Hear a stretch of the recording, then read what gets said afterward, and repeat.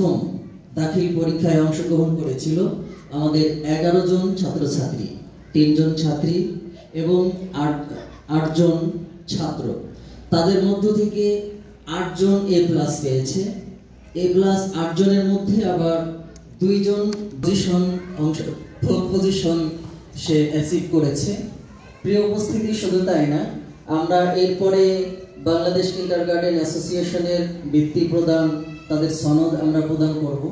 সেখানেও আপনারা জেনে থাকবেন আমাদের একজন স্টুডেন্ট যে সারা বাংলাদেশে মেধা তালিকায়, সম্মিলিত মেধা তালিকায় 2য় স্থান অধিকার করেছে।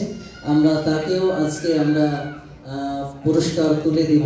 আপনারা আমাদের এই ক্রেজ প্রদান অনুষ্ঠানে তাদেরকে মারহাবা বলে তাদেরকে উৎসাহ দেবেন এবং আপনারা আমাদের এই অনুষ্ঠানটা শেষ পর্যন্ত উপভোগ করবেন, এই প্রত্যাশা রাখছি।